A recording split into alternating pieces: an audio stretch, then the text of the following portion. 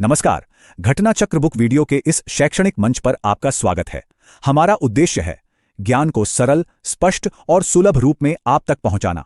आइए आरंभ करते हैं अध्ययन और सफलता की इस यात्रा को। नमस्कार। कभी सोचा है कि हमारी दुनिया की असली दौलत आखिर है कहाँ?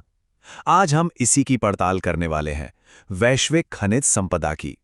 ये वो संसाधन हैं जो हमारी इकोनॉमी को चलाते हैं और हमारे आने वाले कल को एक शक्ल देते हैं। तो आज के सफर में हम सबसे पहले धरती के खजाने को समझेंगे, फिर मिलेंगे ऊर्जा के असली बादशाहों से। इसके बाद हम जानेंगे कि हमारी इंडस्ट्री की बुनियाद क्या है और देखेंगे धरती के सबसे कीमती रत्न, और अंत में इस पूरी ग्लोबल पहेली को एक साथ जोड़कर देखेंगे। चलिए शुरुआत करते हैं। सबसे पहले उस नींव को समझते हैं जिस पर हमारी पूरी मॉडर्न इकोनॉमी टिकी हुई है। ये है धरती का खजाना, वो रिसोर्सेज जो हमारी जिंदगी के हर पहलू को पावर देते हैं।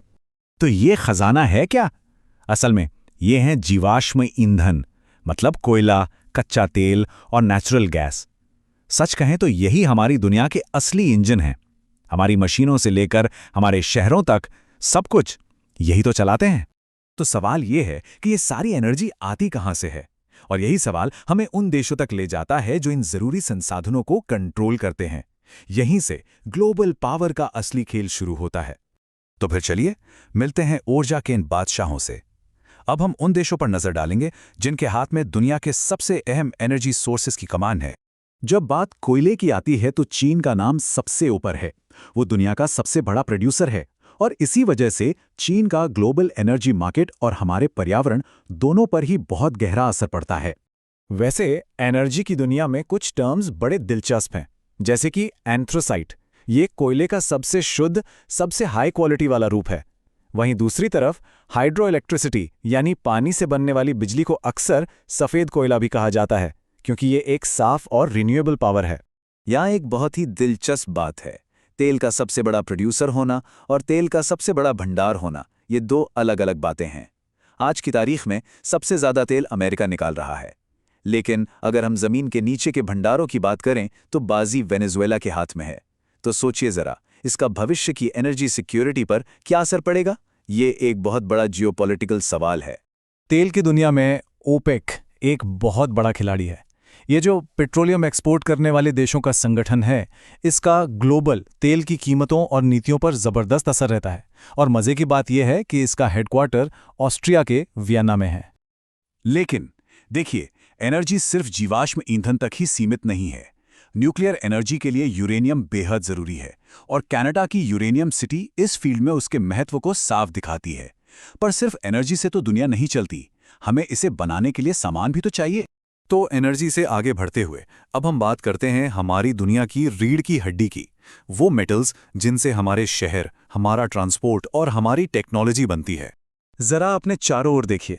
जिस बिल्डिंग में हम हैं, जो पुल हम पार करते हैं, जो गाड़ी हम चलाते हैं, इन सब के मूल में लोहा है।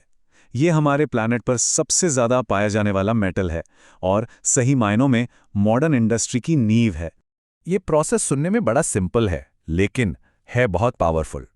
एक खुरदरे मिट्टी जैसे अयस्क, जिसे बॉक्साइट कहते हैं, उसे लिया जाता है और उसे हल्के मल्टीपर्पस एल्यूमिनियम में बदल दिया जाता है, और इस बदलाव को लीड कर रहा है चीन।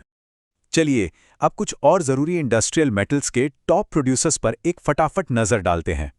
लोहे के मामले में ऑस्ट्रेलिया सबसे आगे है। तांबे में चिली और टाइटेनियम में एक बार फिर चीन बाजी मारता है। अच्छा, इंडस्ट्री से हटकर देखें तो कुछ रिसोर्सेज ऐसे भी हैं जिनकी हम उनकी कीमत की वजह से कद्र करते हैं। वो चीज़ें जो हमारी कल्पनाओं को उड़ान देती हैं और जो खूबसूरती और दौलत का प्रतीक हैं। आइए अब धरती के इन अनमोल रत्नों पर एक नज़र डालते हैं। जब भी हम कीमती धातुओं के बारे में सोचते हैं तो सोना शायद सबसे पहले दिमाग में आता है, और जब सोने के भंडारों की बात आती है तो ऑस्ट्रेलिया के पास दुनिया के किसी भी दूसरे देश से ज्यादा सोना जमीन के नीचे दबा है। देखिए, भंडार होना एक बात है, लेकिन उस दौलत को जमीन से बाहर निकालना बिल्कुल दूसरी। जोहान्सबर्ग, जिसे अक्सर सोने का शहर भी कहते हैं, इस बात का एक जीता जागता उदाहरण है कि कैसे सोने की तलाश ने पूरे शहर बसा दिए और इतिहास का रुख ही मोड़ दिया। और कीमती संसाधनों की इस तस्वीर को पूरा करने के लिए ये भी जान लीजिए कि मेक्सिको चांदी का बादशाह है, जबकि रूस दुनिया में सबसे ज्यादा हीरे प्रोड्यूस करता है। तो हमने एनर्जी, इंडस्ट्री और कीमती रत्नों की बात कर ली।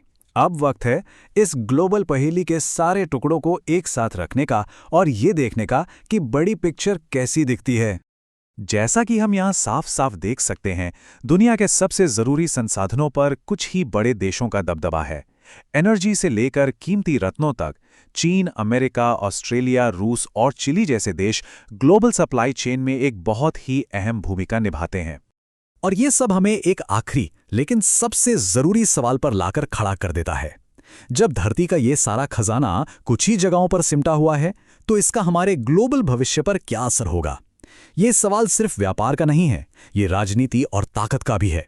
दुनिया आगे कैसे बढ़ेगी, इस पर सोचने के लिए बहुत कुछ है।